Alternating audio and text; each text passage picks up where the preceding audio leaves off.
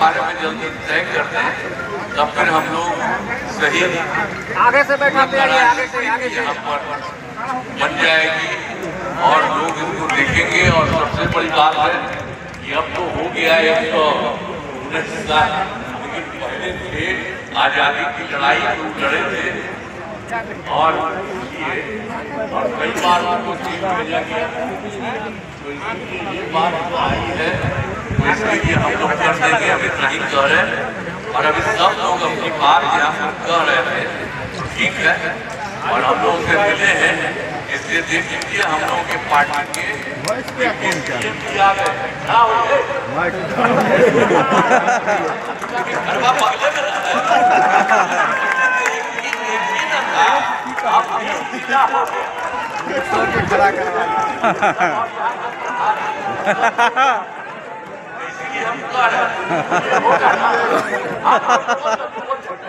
हो जाएगा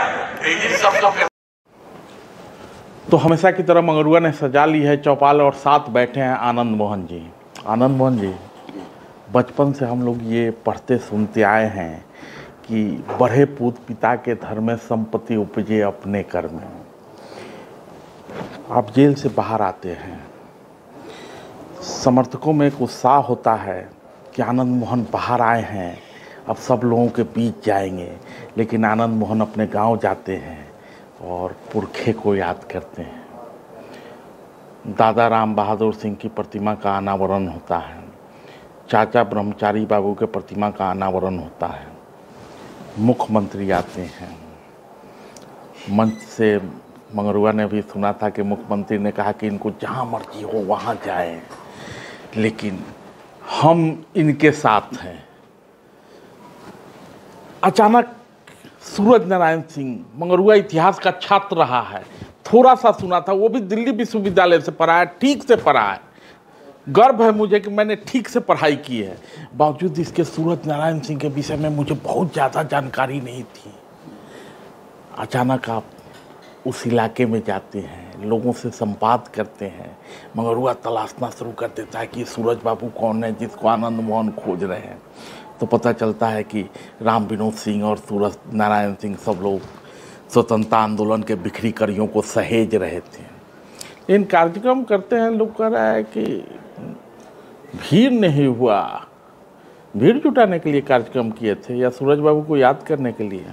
सर्वप्रथम तो आप सूरज बाबू के बारे में थोड़ा सा जान लें। जी, सूरज बाबू असाधारण व्यक्तित्व के धनी थे। जी।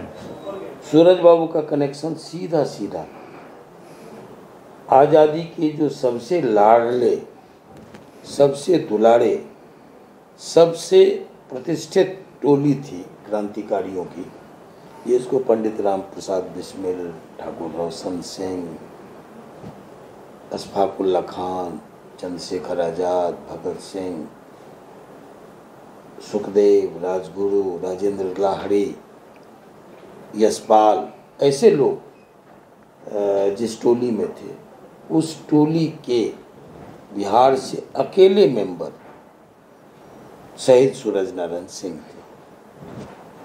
उस संगठन का नाम था Hindustan Republican socialist army association, भी कुछ लोग कहते। चलिए, तो उसके अकेले नेता, उस टोली के एक जानदार मेंबर, प्रमुख मेंबर शहीद सूरज नारायण सिंह थे। उसके बाद आपको जब सन 42 में 8 अगस्त को रावी के तट पर गांधी ने आह्वान किया, करो या मरो, अंग्रेजों भारत छोड़ो, तो उसके बाद जो 1.25 लाख लोग गिरफ्तार हुए, पूरा जेल कारागार में तब्दील हो गया। उसमें शीर्ष सारे नेताओं के साथ गांधी, आपको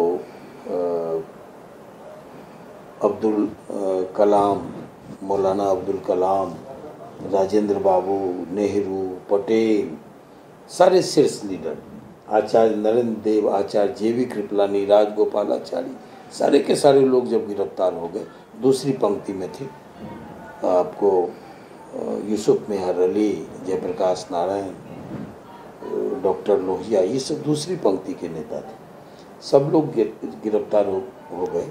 हजारीबाग जेल में जब जयप्रकाश नारायण, शहीद सूरज नारायण सिंह, योगेंद्र शुक्ल, रामवृक्ष बेनीपुरी, आपको रामनंदन मिश्र, ऐसे लोग सारे लोग थे गिरफ्तार।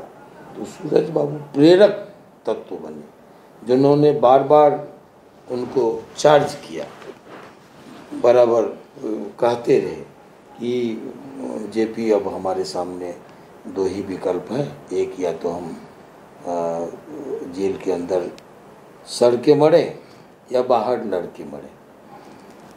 हर एक दिन जयप्रकाश नारायण खड़े हुए, दिवाली की रात चुनी गई, रामवृक्ष बेनीपुरी को दिया गया ये जिम्मा कि आप प्रशासन और कैदियों का मन दूसरी तरफ भटकाएं, और इधर शहीद सूरज नारायण सिंह के नेतृत्व में जेपी, रामनंदन मिश्र, योगेंद्र शुक्ल, गुलाटी, ऐसे सारे लोग निकल भागे। और दूसरे दिन तक इसकी खबर सुबह तक नहीं हुई। जेल प्रशासन को इतनी गुप्त योजना थी। ये सब के पीछे सूरज बाबू की भूमिका थी। उतना ही नहीं, नेपाल में कैंप शिविर चलाना, नेपाल की तलहटी में ये आज़ाद दस्ता का गठन, जयप्रकाश नारायण के नायकत्व में जिसके सेनापतित्व का काम स्वयं कमांडर इन चीफ सूरज नारायण सिंह थे। रेडियो आज़ाद हिंद का गठन, डॉक्टर लोहिया का आना, उद्घोषक बन के संपूर्ण देश को, युवाओं को संदेश देना आज़ादी का। फिर अचानक अंग्रेजी सेना और नेपाली पुलिस के छापे में उन दोनों का गिरफ्तार होना, हनुमान नगर जेल में जाना, और वहाँ से फिर मुखबिरों की सूचना पर, खबरचियों की सूचना पर ये शहीद सूरज नारायण सिंह के नेतृत्व में हनुमान नगर जेल को ब्रेक करके और देश के दो, समाजवाद के दो पुरोधाओं, देश के दो धरोहर को निकाल बाहर करना, ये जोखिम भरा काम सूरज नारायण सिंह ने किया। फिर आपको बताएं, उनको बिहार का भगत सिंह कहा जाता था। क्यों? इसलिए कहा जाता था कि जब वो लेके आए और दरभंगा के बगल में अंदामा के जंगलों में, नदी नाले टापू से घिरे हुए इलाके में जब वो रह रहे थे, शिविर बना के भूमिगत थे, तो एक दरोगा को जानकारी मिली, ब्रिटिश दरोगा को, और वो फिर गिरफ्तारी के हो गए। इतनी बड़ी भूमिका, मैं संक्षिप्त में बोल रहा हूँ, सूरज बाबू की आज़ादी के लिए थी। आज़ादी के बाद उनकी भूमिका, ये जो मेन स्ट्रीम की राजनीति है, लोकतांत्रिक, उसमें तुरंत अपने को ढाल लेना, लोकतंत्र की मजबूती के लिए और समाजवाद के लिए, गरीब गुरबा अंतिम जन जो है, शोषित, पीड़ित, वंचित, दमित, इन सब की राजनीति उन्होंने बढ़ चढ़ के की। और उनकी देन है, भारतीय राजनीति में उन्होंने एक बड़ी ही निष्ठावान, कर्तव्यनिष्ठ, ईमानदार लोगों की फौज दी।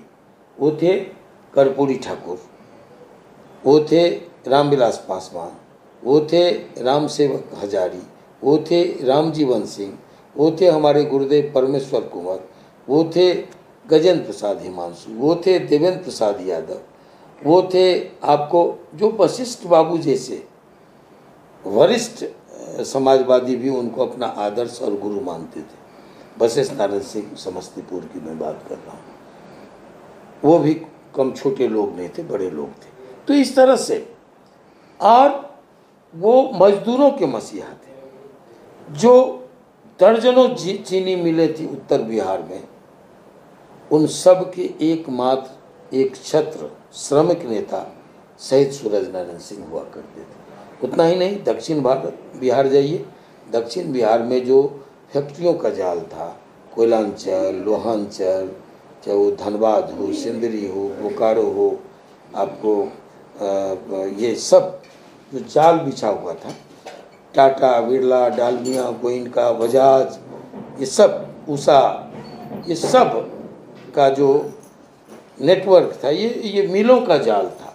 उन मिलों के भी अकेले एक छत्र नेता, मजदूर के नेता सूरज नारायण सिंह जी थे, और उन्होंने हजारों में नहीं, लगभग मैं कहूँगा लाखों में, लाखों घरों में दिया जलाया, रोजी दी, रोटी दी लोगों को, अंतिम जन को, समाज के गरीब गुरबा को के बीच।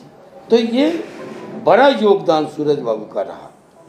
और सबसे बड़ा योगदान रहा आज जो गैर कांग्रेसी सरकारें पटना से दिल्ली तक, आपको भोपाल से लखनऊ तक, ये चंडीगढ़ से आपको जयपुर तक, ये जो सरकारें दिख रही है आज, वो सूरज बाबू की कुर्बानी की देन है, उनके बलिदान का देन है। मैं ऐसे कहूँगा कि उषा मार्टिन के गेट पर जब वो मजदूरों के सवाल पर अनशन कर रहे थे, 7वें दिन सुनियोजित ढंग से एक षड्यंत्र के तहत उनको मारा गया।